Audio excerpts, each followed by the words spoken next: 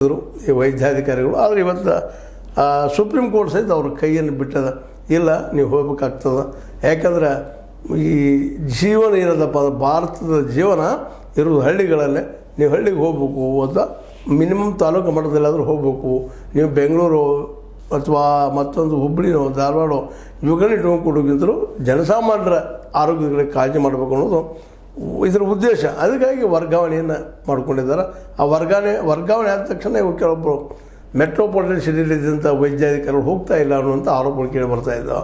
ಮತ್ತು ಆರೋಪ ಎಲ್ಲ ಕೆಲವೊಂದು ನಮಗೆ ಕಾಣುವಂಥವು. ಯಾಕಂದರೆ ಗೌರ್ಮೆಂಟ್ ಹಾಸ್ಪಿಟಲ್ದಲ್ಲೇ ನೌಕರಿ ಹಿಡ್ಕೊಳ್ಳೋದು ಮತ್ತು ಪ್ರೈವೇಟಾಗಿ ಪ್ರಾಕ್ಟೀಸ್ ಮಾಡೋದು ನಾವು ನೋಡ್ತಾ ಇದ್ದೀವಿ. ಅವರು ಸಾಕಷ್ಟು ಇದ್ದಾರೆ.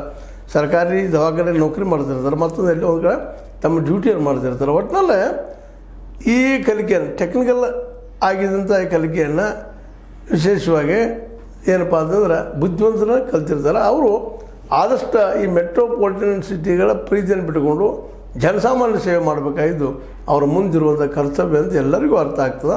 ಆದರೆ ವೈದ್ಯರಿಗೆ, ಅದು ಎಲ್ಲ ವೈದ್ಯರು ಅಂತ ಹೇಳೋದಿಲ್ಲ ನಿಮಗೆ, ಕೆಲವು ವೈದ್ಯರಿಗೆ ಇದು ಬಿಸಿ ತುಪ್ಪನೂ ಆಗ್ಯದ. ಆ ಮಾತು ಬೇರೆ.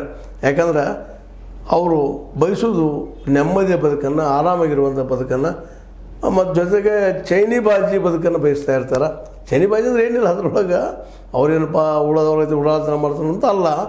ಆದರೆ ಅಲ್ಲೇ ಏನಪ್ಪ ಅಂತಂದ್ರೆ ಆರಾಮಾಗಿರೋದು, ಆದಷ್ಟು ಕೆಲಸ ಕಡಿಮೆ ಆಗಬೇಕು, ಆರಾಮ ಹೆಚ್ಚು ಸಿಗಬೇಕು ಅನ್ನೋಂಥ ಧೋರಣೆಯೂ ಆಗ್ತದೆ.